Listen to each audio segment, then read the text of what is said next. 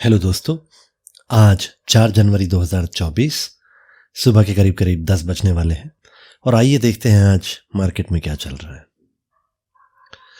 तो ये हमारा निफ्टी का चार्ट है और जैसे कि हमने कल देखा कि ये कल थोड़ा करेक्शन में था, लेकिन आज ये थोड़ा सा ओपन ऊपर हुआ है। बेसिक कैंडल अगर हटा दूँ तो वैसे तो रेड कैंडल अभी भी दिखा रहा है, लेकिन संभावना बहुत है कि ये आज से ऊपर की तरफ फिर से जाना शुरू करेगा। जैसे कि हमने देखा, ये बुल रन में लगातार ऊपर नहीं जाता है, बीच बीच में करेक्शन ज़रूर देता है। तो इसने हमें कल करेक्शन दिया और आज ये वापस से ऊपर ओपन हुआ है, मतलब हो सकता है कि ये ऊपर जाए। बुल रन अभी भी बरकरार है। आइए हमारे पसंदीदा स्टॉक कैसा कर रहे हैं उसे देखते हैं। इसे हम सॉर्ट कर लेते हैं आज के चेंज के मुताबिक, और उस हिसाब से अगर देखें तो डिवीस लैब बहुत गिरा है। आइए देखते हैं डिवीस लैब में क्या हो रहा है। तो डिवीस लैब करीब करीब 1.3% गिरा है। अगर आपने डिवीस लैब में ऑलरेडी इन्वेस्ट नहीं किया है तो डिवीस लैब में 3910 पे इन्वेस्ट किया जा सकता है। ऑल्दो अभी अगर देखने जाए तो इसका RSI काफ़ी हाई है, 66 के आसपास इसका RSI दिखा रहा है। यहाँ पर RSI दिखाता है 66.94। तो वैसे तो इन्वेस्ट नहीं करना चाहिए। मेरे हिसाब से इसका अगला पड़ाव यहाँ होना चाहिए। वैसे तो 3548 पे हमने पिछला पड़ाव लगाया था, लेकिन उसके बाद एक और डिमांड जोन बन चुका है, एक नया लेवल बन चुका है, तो हम एंट्री को चेंज कर सकते हैं। पर लेकिन अभी हम डिसाइड नहीं करेंगे। डिसाइड हम तब करेंगे जब ये प्राइस इसके आसपास पहुंचे। उस समय हम देखेंगे बॉलिंजर बैंड कहाँ है, RSI कैसा है, और पिछले कुछ दिनों में स्टॉक में क्या हुआ है, वगैरह वगैरह। तो बहुत सारी बातें हैं, वो देखना होगा। तो फिलहाल डिवीस लैब में करने के लिए कुछ नहीं। अगला है TCS भी काफ़ी गिरा है। उस हिसाब से अगर देखने जाए तो ये अपने करेक्शन में बरकरार है, लेकिन इसका नोट लिया जा सकता है। सेकेंड, इसका नोट ले लेते हैं। तो TCS बाय एट 3538.00 बाय सम समझने वाली बात है। This is a long term stock. चलिए ठीक है। उसके बाद देखते हैं पिडिलाइट इंडस्ट्रीज बहुत दिनों से लगातार ऊपर जा रहा है। आज हल्का सा करेक्शन दिखा रहा है, कोई दिक्कत नहीं है। PI इंडस्ट्रीज को खरीदा जा सकता है 3352 पे।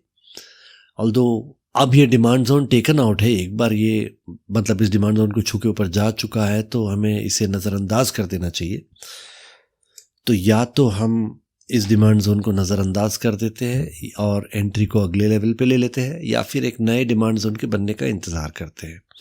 तो फिलहाल PI इंडस्ट्रीज़ में करने के लिए कुछ नहीं। टोरेंट फार्मा देखते हैं। टोरेंट फार्मा भी अपने ऊपर के ट्रेंड में बरकरार है, तो फिलहाल करने के लिए कुछ नहीं। हाँ, ICICI बैंक अपने करेक्शन में बरकरार है, तो ये करेक्शन चलता जा रहा है। इसका अगला पड़ाव वैसे तो 941 रुपये 50 पैसे पे है। इसका RSI अभी 52 पे है, जो कि बहुत ऊपर नहीं है लेकिन बहुत नीचे भी नहीं है। 30-32 के आसपास अगर पहुंचता है तब हम खरीदेंगे। वैसे इस गैप को भी एक डिमांड जोन माना जा सकता है, ठीक है। तो फिलहाल हम डिमांड जोन मार्क करके रखते हैं। जब ये और नज़दीक आएगा तब हम देखेंगे कि इसका क्या करना है। तो फिलहाल करने के लिए कुछ नहीं। एस्ट्रल देखते हैं। एस्ट्रल 1830 पे इसका बाय है, तो मैंने आपको कल बताया था कि इसको ख़रीदना है 1830 रुपये 95 पैसे पे। वैसे तो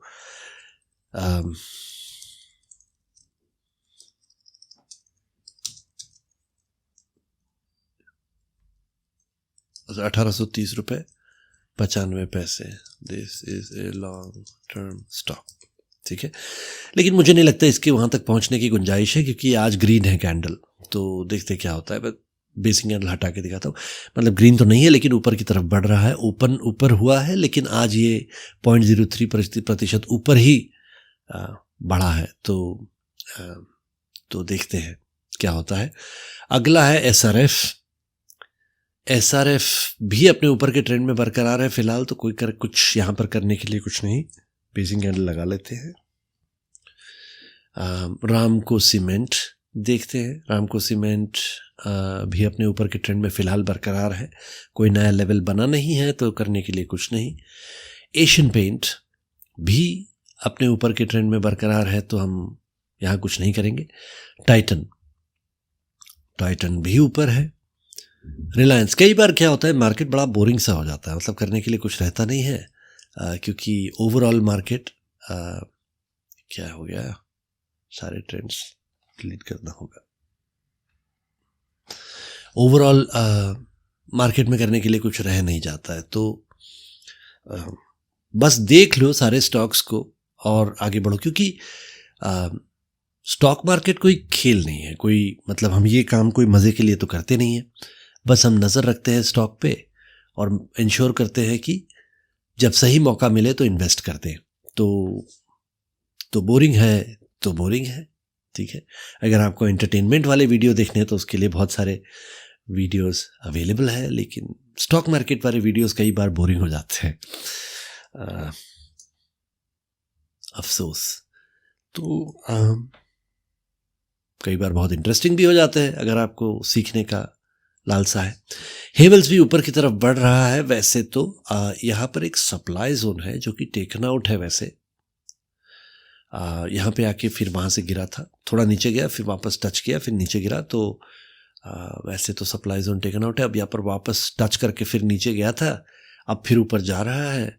तो मुझे लगता है कि हेवल्स में अगर आपको 20% का प्रॉफिट मिल रहा है तो यहाँ से, यहाँ नहीं, मैं इसका टारगेट लगाऊंगा ऊपर, तो इसको लेके चलते हैं, ठीक है।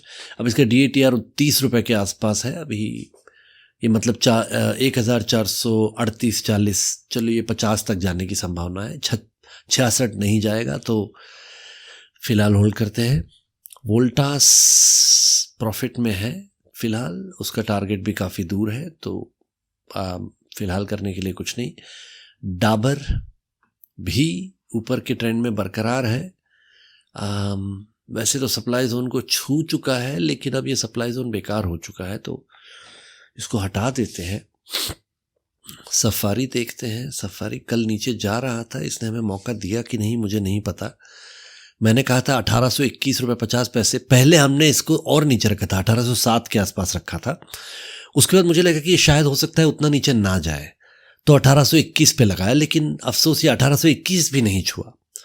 तो वैसे 1900 रुपये भी बुरा प्राइस नहीं है इसे ख़रीदने का। इसका RSI फ़िलहाल, वैसे तो इसका RSI 35 पे है, तो इसे ख़रीदा जा सकता है एक्चुअली। आइए इसका नोट ले लेते हैं।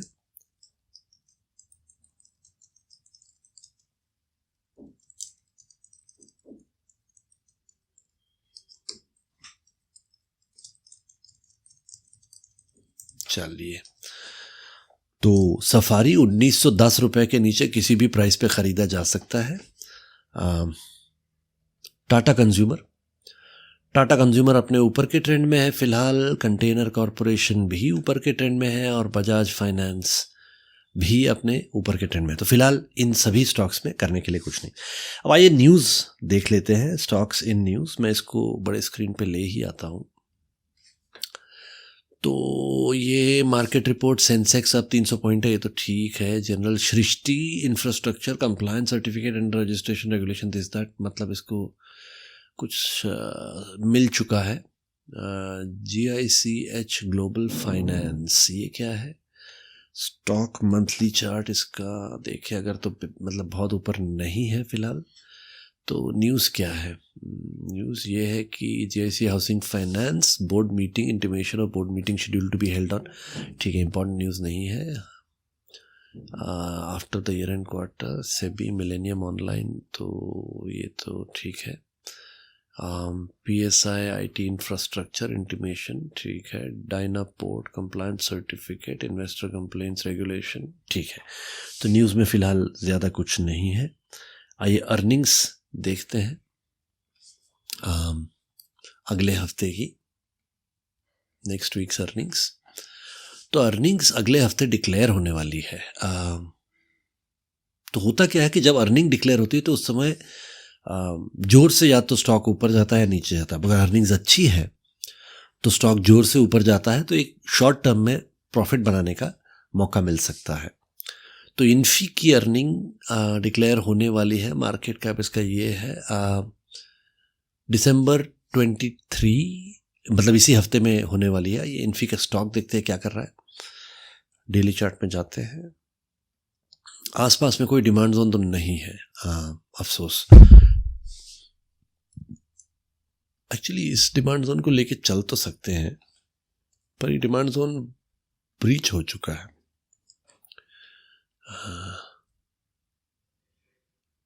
इस डिमांड जोन, ये डिमांड जोन भी वैसे तो ब्रीच हो चुका है एक बार। आरएसआई भी इसका कुछ खास लो नहीं है। तो वीकली चार्ट देखते हैं। वीकली चार्ट में आरएसआई ज़्यादा लो नहीं है, बीच ही में है। चलिए छोड़ देते हैं इन्फी को फिलहाल। टीसीएस पकड़ते हैं। टीसीएस वीकली चार्ट में तो बीच ही में है। डेली चार्ट में यहाँ पर एक डिमांड जोन है तो सही। अगर ये 3537 तक आता है तो चलिए, एक हफ्ता है हमारे पास, देखते हैं। मुझे लगता है कि ये नीचे आएगा 3537, और मुझे लगता है कि टीसीएस का अर्निंग्स अच्छा आने वाला है, तो टीसीएस में इन्वेस्ट करने लायक है। एचडीएफसी एएमसी देखते हैं। ये तो बेकार स्टॉक है। मतलब बेकार स्टॉक इसलिए है कि मौका ही नहीं देता है। एक बार ऊपर जाना जो शुरू करता है तो मतलब मौका ही नहीं देता इसे खरीदने का। इतना अच्छा स्टॉक है, तो वैसे देखने जाए तो इसे किसी भी प्राइस पे खरीदा जा सकता है और ये ऊपर ही जाएगा। लेकिन ये मेरे प्लैटिनम स्टॉक में इसलिए नहीं है क्योंकि अगर आप इसका कॉर्पोरेट एक्शन देखें, आइए इसका कॉर्पोरेट एक्शन देख ही लेते हैं। ठीक है, HDFC AMC asset management company limited, इसका कॉर्पोरेट एक्शन में जाते हैं।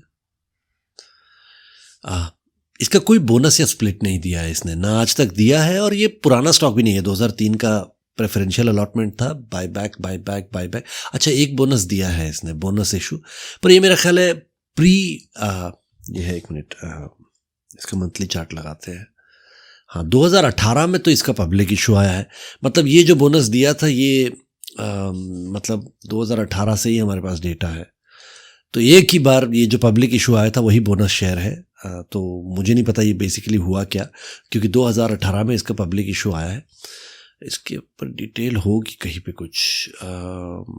इनकॉर्पोरेटेड 1999 में है, लेकिन हमारे पास 2018 से ही डेटा है इसका, मेरा ख्याल है वो तो वही है।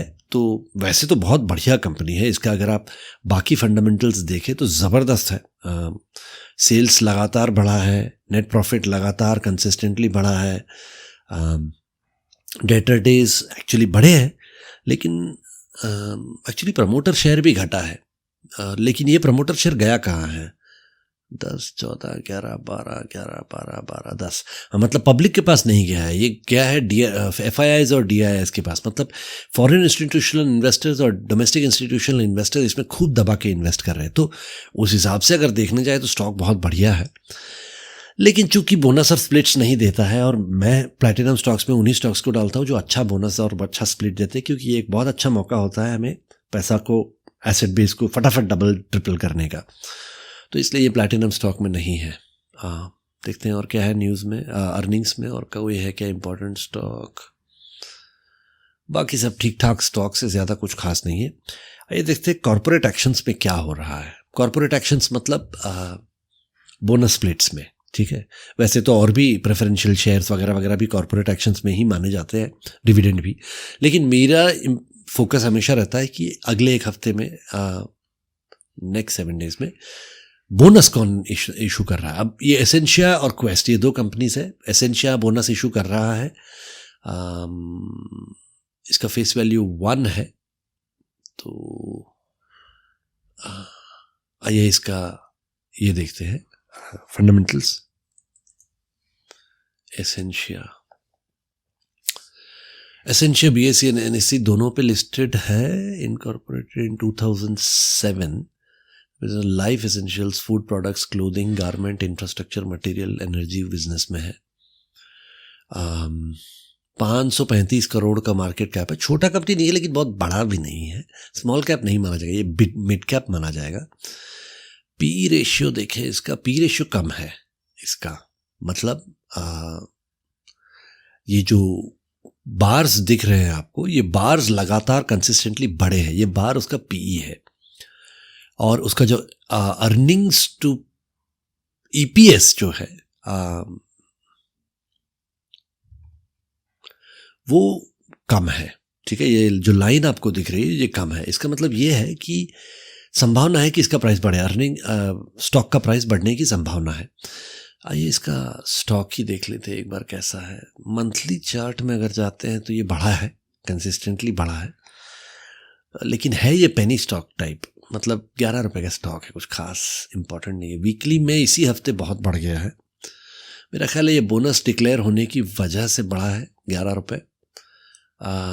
चूँकि ये बहुत ही सस्ता स्टॉक है, इसमें मैं ज़्यादा इन्वेस्ट करना प्रेफर नहीं करूँगा। इसका आरएसआई अभी बहुत हाई है, 70 के आसपास इसका आरएसआई है। 7 रुपये 20 पैसे पे अगर ये पहुँचता है कभी तो हम इसे ख़रीदेंगे। हमारे पास एक हफ्ते का समय तो है। आइए देखते हैं इधर हो क्या रहा है। डेट फ्री ऑलमोस्ट हो चुकी है कंपनी, तो बहुत अच्छी कंपनी लग रही है एक्चुअली। सेल्स इसका 2022 से कंसिस्टेंटली बढ़ा है, पर 3 साल का डेटा है तो इसके ऊपर ज़्यादा इम्पोर्टेंस नहीं दे सकते। नेट प्रॉफिट अभी ये प्रॉफिट में आई है 2022 के बाद, 1 करोड़ 7 करोड़ और 13 करोड़ का प्रॉफिट किया, तो बहुत बड़ा प्रॉफिट नहीं है। कैश फ्लो 2023 में इम्प्रूव हुआ है। डेटर डेज घटे हैं इसके, 16 दिन हो गया है, तो अच्छी बात है। 59 था। अच्छा, प्रमोटर शेयर काफ़ी गिरा है, 63% से 20% हुआ है। और एफआईआईज ने इन्वेस्ट करना शुरू किया है अभी। डीआईआईज ने घटाया है अपना शेयर, 5 पे था, 4 4 4 1 1 1 1। पब्लिक 31 पे था, 77 76 76 हो गया। ये बहुत बेकार स्टॉक है, ये बिल्कुल अच्छा स्टॉक नहीं है। कॉर्पोरेट एक्शन देखते हैं। अच्छा, इसने बोनस भी डिक्लेयर किया 2024 में अभी। अच्छा, यही तो, इसी की तो बात हो रही है, 2024 वाले बोनस की। स्प्लिट डिक्लेयर एक बार किया था 2022 में, 3 रुपये से 1 रुपये हुआ, मतलब आगे और कोई स्प्लिट होगा नहीं। 2012 में डीमर्जर हुआ था, 5 star mercantiles private limited from Morarji textiles से निकल के ये एक अलग कंपनी बना था। ठीक है, फंडामेंटल्स इसके तो ठीक है। इसका 7 रुपये 20 पैसे पहुंचने का इंतज़ार करेंगे। अगर पहुंचता है तो हम थोड़ा सा स्टॉक खरीद के उसके बाद बोनस लेके, फिर अगर ये प्राइस फिर से बढ़ता है तो क्विक 15-20% प्रॉफिट करके निकल जाएंगे। इसमें ज़्यादा देर हम रहेंगे नहीं, क्योंकि ये रिस्की स्टॉक है। तो ये था हमारा आज का स्टॉक मार्केट एनालिसिस। आशा करता हूँ आपको पसंद आया होगा। अगर पसंद आया है तो अपने दोस्तों के साथ शेयर करना ना भूलें। वीडियो को लाइक और सब्सक्राइब ज़रूर करें, ताकि जब भी कोई नया वीडियो आए आपको नोटिफिकेशन मिल जाए। नोटिफिकेशन बेल आइकन पे भी क्लिक कर दीजिए तो आपको नोटिफिकेशन मिल जाएगा। एक बार फिर से याद करा दूं कि मैं कोई सर्टिफाइड या क्वालिफाइड इन्वेस्टमेंट एडवाइज़र नहीं हूं। मैं सिर्फ अपना लॉजिक बताता हूं कि मैं कैसे इन्वेस्ट करता हूं। अगर आपको लॉजिक पसंद आता है तो अपने इन्वेस्टमेंट एडवाइज़र से बात ज़रूर कीजिए। स्टॉक मार्केट में कोई गारंटीज़ नहीं होती, कभी भी कुछ भी हो सकता है। तो मेरा तो ये वीडियोस बनाने का सिर्फ एक ही उद्देश्य है कि हम सभी लोग स्टॉक मार्केट से ढेर सारा पैसा कमाते रहें। धन्यवाद।